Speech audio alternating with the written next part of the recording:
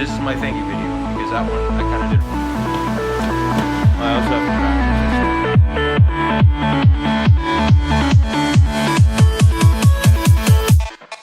to Yeah, so that concludes this update. I don't know what to call it. I'm gonna say this video. So that concludes this video. So rate, comment, subscribe, and I'll see you on the other channel, the new channel, and on this channel, of course, considering the fact that you're watching this video on it. So, I'll see you guys later.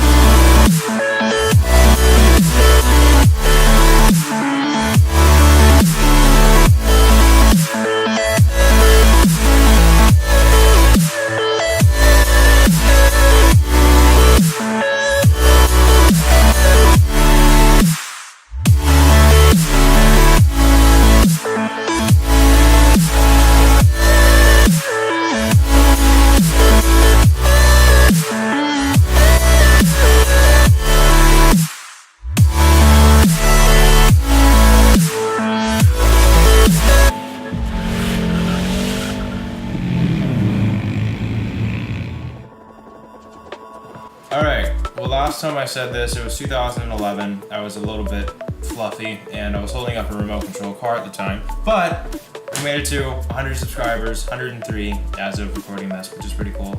So, someone commented on my Inspired Hex bike check video, asking what video gear I use. And so this is, I guess, a thank you video, but also it's going to be all the cameras, lenses, stabilizers, sliders, how my computer's set up, what editing software I use, all that stuff.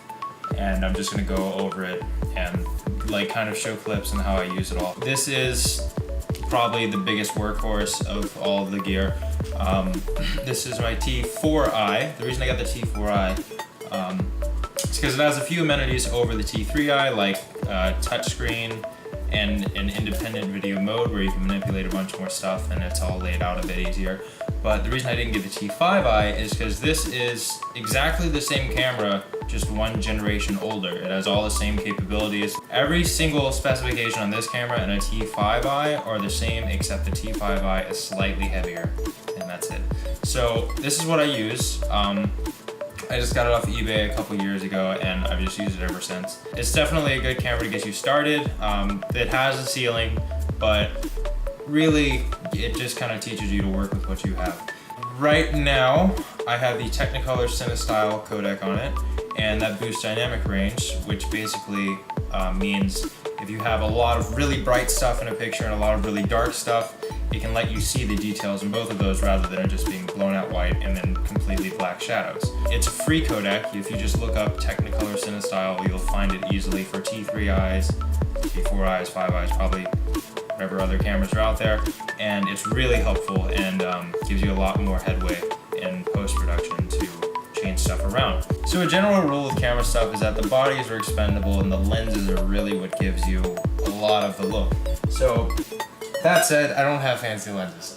This is the kit lens that comes with it. This is another type of like kit lens quality telephoto that came with it when I bought off eBay. And this is also kind of a middle grade prime lens, which basically means it has no zoom, but you can still change focus. So the first lens that is going to come with this is called the kit lens, and this is just kind of a tough but not really that advanced lens to learn with. The glass in it, the actual quality of the glass is noticeably duller and not quite as crisp as other lenses, just because it's a cheap kit lens that you're supposed to learn on. So this is the lens I probably use most, and that's going to vary depending on who you are and what you're shooting.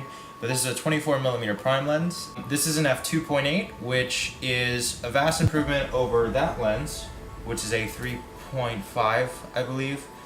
Basically what that does is it allows the aperture, which lets in light, to open wider so you get more light in, you can shoot better in darker situations. But it also allows you to give an effect called shallow depth of field or shallow focus, which basically brings out whatever you want to be in focus that much more, because it makes everything else more drastically out of focus. It makes that sweet spot much finer. That said, this lens does have its limitations, being a prime lens, and f2.8 isn't actually that crazy of the depth of field that you can get.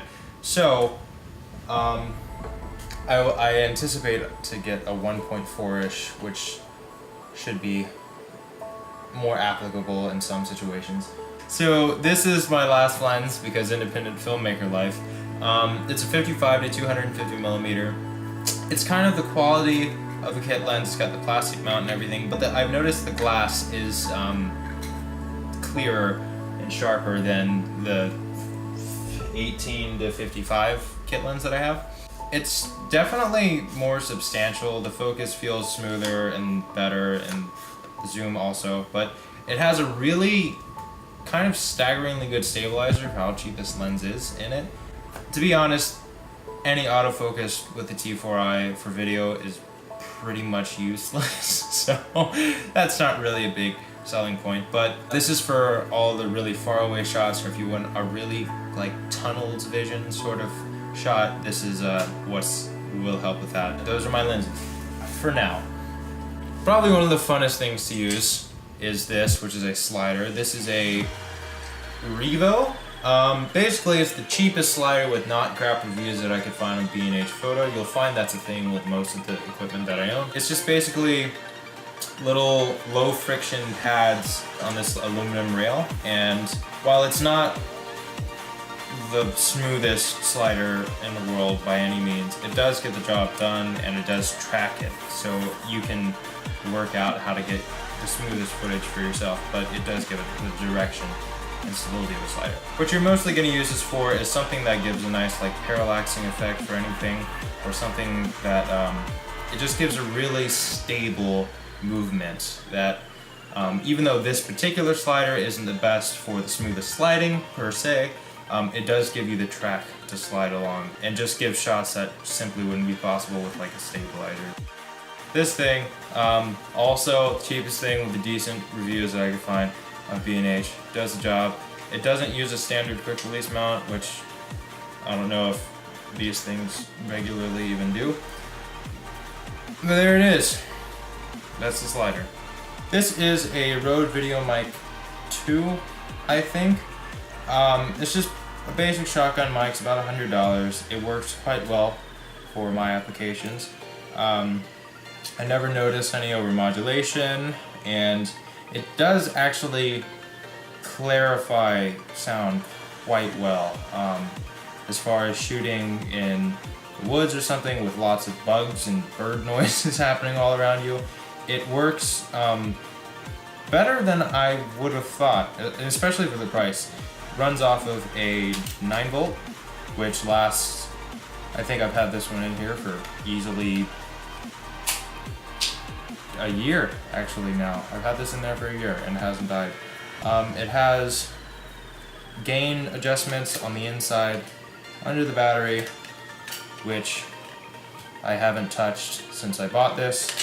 So, probably not getting the most out of it that I could, but 3.5mm jack you just plug into the camera, and that's also the size that works with GoPro stuff. It's just better than onboard mics, and unless you need something really professional, this will probably carry you up through anything you need it to.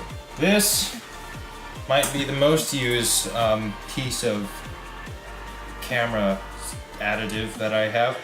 This is the Flycam 5000 eBay special knockoff of a glide cam, and does the same thing. It has 3-axis bearing sort of gimbal, and just a counterweight at the bottom. As far as this versus an electronic gimbal, electronic gimbals are more stable. That's just simply a fact. That's going to be a thing. But in a lot of situations, this can be more natural looking. So I think there's still a place for both of them in their individual respects. Some of the extremely stable situations with extremely fine movements will be definitely better with an electronic gimbal.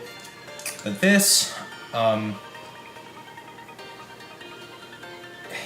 it just seems more natural in certain situations. Like if you're running after something, then you don't see vertical movement up and down from the gimbal being so light. But yeah, this is about $115 on eBay as opposed to the $650 it is on a GlideCam website, and the quality difference is evident. But I've had this for 3 years now, I think, and it still works, and it uses a universal tripod head mount. And balancing these things isn't really as big of a deal as people make it to be. Does get annoying in certain situations, but really if you just mark off where your quick release goes every time and tighten these things down and you use the same camera, there's not really much balancing you have to do. So this is definitely one of the most used things in everything that I own. Oh, the first modification though, I have a bicycle grip on here because the foam grip that this specific one comes with is crap in every respect and facet of reality. So this is a, this is actually an inspired bicycle grip. Look at that.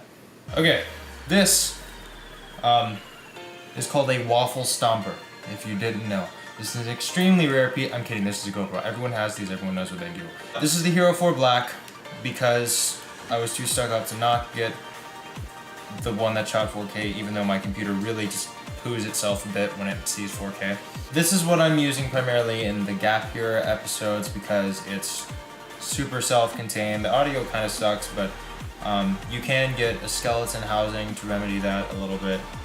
But as far as the most practical camera, you're probably going to find this is it. And as you will see in a very soon upcoming Gap Year episode, you actually can color correct the crap out of some of this footage if it's shot in the right conditions and get some pretty cool stuff out of it. As far as what I use with it, this is something that I thought I would use a lot more but actually haven't. It's a chest mount. It works very well. The thing that a lot of people don't understand about this is that you actually mount the camera upside down on it because the mount is slightly to the left of center of this buckle and the lens on the camera is slightly to the left of center on the camera, but when it's upside down it balances out so this becomes center. Also, if you're riding on a bike or something, you're going to be leaned over the handlebars, so a lot of people point it down. Like if you would imagine this is mounted right side up, they point it down and then lean over and then find that, oh look, my seat and feet the entire video. So you actually are supposed to use this upside down and then flip it in your editing software. Something that happens that's a little odd with this though is you get a weird perspective when you're looking at the ground. It's almost an anxious feeling because you can't see anything coming in front of you. The best way to fix that is to lengthen these shoulder straps and actually put this around like your stomach area more so than your chest, because the higher up it is, the more the angle is going to be down to capture the bike or whatever it is you're riding on, and the lower the camera is, the more straightforward it can be with the bike still in frame. Also, just in general, when you're wearing a chest mount, just tighten the crap out of it and it'll be more steady. Alright, so what I use most when I'm biking is this helmet mount. Did you just text that to me? No. Did you just Yeah. Damn it, Zach. Alright, so what I use most when I'm biking though is the helmet mount. The reason why I use this is because being a trials rider, you do want the bike in a lot more. With this being higher up on your body, the angle captures more of the bike. Even with a couple feet, it gives all the way to the back axle instead of just getting like half the top tube. I have it at this weird angle because this is actually the exact point where the helmet is no longer visible, so you don't lose anything under you and you don't have anything gloss on the top either because it's at the exact threshold of where it would capture the helmet. Now keeping that angle is kind of annoying, especially like when you don't want to take your helmet off and check your phone and drain your battery. What I've done is I basically took my phone out, turned on the Wi-Fi, checked the image, found where it met up that exact point that I wanted, and then I took a pocket knife and put 2 scores in the clear plastic housing and the mount that I use. So now anytime I want to find it, I don't have to look up a phone, I don't have to put like a touchscreen backdoor on it. I just line up those notches and it's always exactly where it needs to be. Unfortunately, with helmet stuff, you do have to kind of abandon the styling of the loose strap because otherwise it's going to bobble all over the place. So you have to really cinch down the strap, and it'll be a lot steadier than you might think it would be. Also, I don't have mine on the front because when you have it on the front, the weight is all in the front, and so no matter how tight or how well your helmet fits, it's always gonna like dive into your eyes, which gets really annoying after a while. Having it on the top gives it a pretty centered weight distribution, so it doesn't bobble as much, and it's a lot more comfortable to wear, and you don't ride blind because that's unpleasant. Oh, also this is the POC crane that I just got, and it's very nice. With a GoPro, battery life sucks, and it's just always going to suck, so I have 2 genuine GoPro batteries, but I'm gonna try my luck at some eBay batteries, which should be coming in a couple days, just because they're way more cost effective, and you can supposedly get higher milliamp hour ratings, which give you longer battery life. I don't know how truthful those ratings are, but they exist, so I'm gonna try that out, and I guess if anyone wants to know how it worked out, just comment below. This camera, if you just look up the specs, it's got some cool stuff. You can shoot 120 frames a second at 1080, although it gets a little less sharp, and you can definitely tell it's in slow motion. 4K at 30 frames a second, although I primarily shoot 24 frames a second. I have a 64 gig micro SD. I pretty much only use my 64 gig cards because it's just easier for me. This is one I got on a Black Friday sale for like $5 or something absurd like that. It's a Samsung Evo. It's kind of odd. You have to watch out with these because depending on how you take your videos and files off of the SD card, it might have to be formatted before you put it back in, or else it'll just error the crap out of itself, and then you'll be stuck with the camera with a few weird corrupted video files and no ability to shoot anything else, which is never fun. So watch out for that, or just buy SanDisk like a normal person. This, if you really need it, which I have to admit has come in handy in very specific instances, but just that. This is a mic adapter. You can only use it with a skeleton housing, frame housing, or the camera completely out of the case, which is what I had to do. And basically connects the USB, mini USB on the camera, to a 3.5mm jack, which you can then plug something like the Rode video mic into, which works swimmingly, but I really don't use it that often. So this is the tripod I use. Tripods just hold the camera, make it easy to pan and do tripod-y things. This is not special, this is from Walmart. Get a tripod that suits your needs. This, while good for most of the stuff I do, it definitely can't do anything like hold this slider, which would be very convenient. But for T3i, I really don't need much more. Although that's not to say it wouldn't be nice to have something more capable. Name of this is, if you were wondering, the Targus TG-P60T.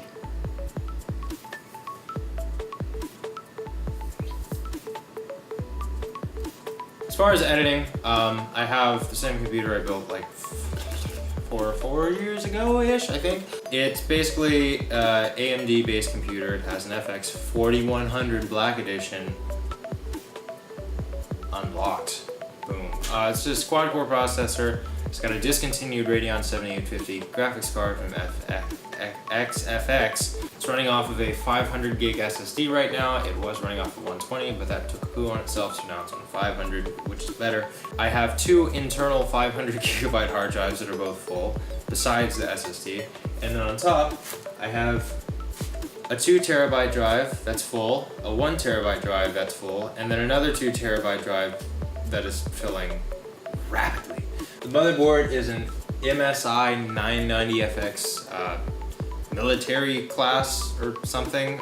It can hold up to 32 gigs RAM, I think. Maybe 64, I don't really remember. I have 32 gigs of Ripjaw's 1866 RAM in there, which honestly has not shown vast improvement over the 12 gigabytes of random RAM that I had running at different speeds before, probably because my processor and graphics card are holding it back quite a bit. It's running off of a non-modular 750 watt power supply, so there are many cables going all about inside this case. The case itself is off of eBay for about $50. It doesn't cool all that well, It's got a big fan, but it rotates at about the speed of Christmas, and it's it's kind of effective, but not really. The screen has a very odd resolution. It's 1680 by 1050, which I don't know where that, but it works, I guess. It's a DVI screen. I should probably get a new one, honestly, if I'm editing everything at 16 by 9 or any other reason to have not a 1680 by 1050. It's an HP W 2007 that I have a sneaking suspicion was made prior to 2007. Keyboard. Can't see it. I'll fix this.